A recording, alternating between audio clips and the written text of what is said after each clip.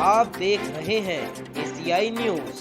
कश्मीरी पंडितों का हम सब पर हम सब भी हो एक ही छाव है।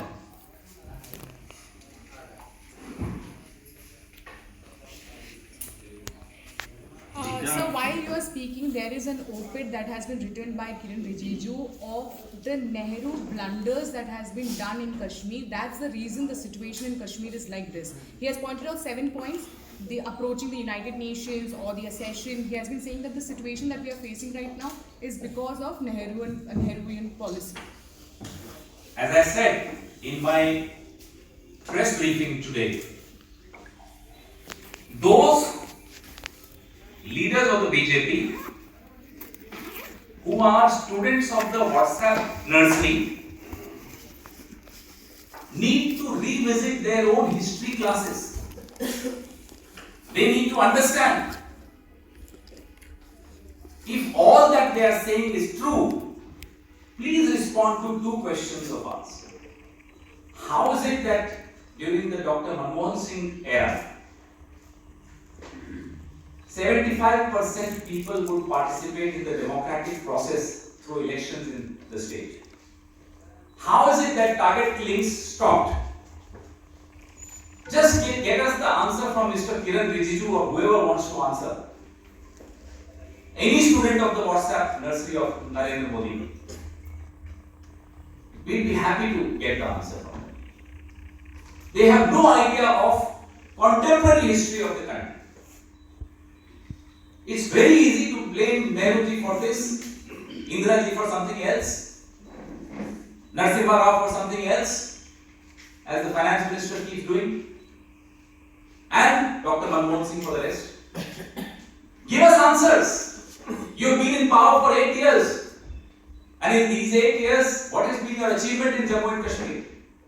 You cannot hold elections in the state. That's your achievement. You cannot protect the existing Kashmiri Pandit families. That's your success. That's your achievement. You cannot take the Kashmiri Pandits back into the valley, those who've been waiting for decades to go back. Is that your achievement? You must apologize for what happened in 89.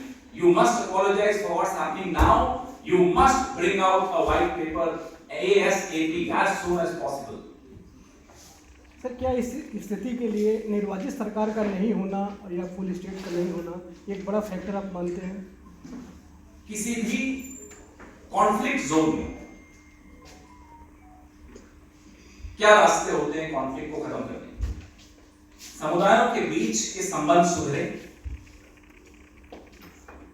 शांति की एक प्रक्रिया होती है, और जब वो संबंध इस स्तर पर आ जाएं कि चुनाव किए जा सकते हैं, चुनाव करवाए जाएं, इन दोनों मापदंडों पर आप तुलना कीजिए 2004 से 14 के बीच में क्या स्थिति थी और 2014 से 22 के बीच में क्या स्थिति। जवाब आपको भी मिल जाएगा और नरेंद्र मोदी को भी मिल जाएगा। पवन जी, डिलिमिटेशन के बाद अब आने वाले वक्त में कश्मीर में चुनाव भी कराने के लिए सरकार मन बना रही है। ऐसे में क्या कांग्रेस पार्टी अगर हालात को इतना ही बुरा मानती है तो क्या कांग्रेस पार्टी चुनाव में शामिल होकर पार्टिसिपेट करेगी? आप लोग इन परिस्थितियों में चुनाव नहीं कराने की सलाह दें? हम सलाह कुछ नहीं दे रहे, हम तो अब श्वेत पत्र मांग रहे हैं। पहले कश्मीरी पंडितों को जवाब चाहिए इन सवालों का। ये 30 टारगेट किलिंग्स का मैंने आपको बताया, उसका जवाब दीजिए। शोपियान तक से लोग निकल कर चले गए, दिवाली की रात को निकल कर चले गए, इसका जवाब दीजिए। ये प्रक्रिया होती है, प्रक्रिया के पहले 2 चरण क्या हैं, उन चरणों में आपने क्या कदम उठाए हैं, पहले उसका जवाब दीजिए। चुनाव आप कब कराएंगे, कैसे कराएंगे, तब की बात हम तब जरूर करेंगे आपसे, लेकिन अभी चुनाव से ज्यादा महत्वपूर्ण जान माल की रक्षा है, उसका आप क्या कर रहे हैं वह बताइए। श्वेत पत्र हमारी मांग है। सर, कांग्रेस पार्टी जिस तरीके से फिक्रमंद है या आप दिख रहे हैं अपने बातों में, क्या आगामी निकट भविष्य में ऐसी उम्मीद है कि कांग्रेस का कोई डेलीगेशन वहां पर जाए और वहां पर एक अपनी रिपोर्ट तैयार करे और आने वाले विंटर सेशन में उस चीज को आप पार्लियामेंट के अंदर उठाएं? कांग्रेस पार्टी पिछले 8 साल में लगातार सरकार को आगाह कर रही है, सरकार से सवाल पूछ रही है, सरकार पर दबाव बना रही है कि साहब वहां आप स्थिति को सामान्य करिए, कश्मीरी पंडित वापस जा सकें, जो वहां रह रहे हैं वो महफूज रहें, सुरक्षित रहें।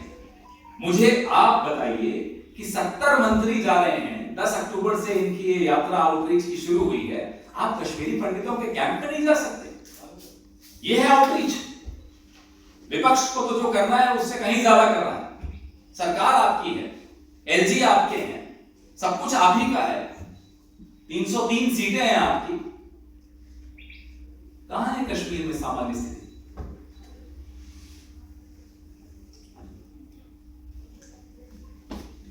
धन्यवाद। सब्सक्राइब करें हमारे YouTube चैनल को और बने रहें हमारे साथ।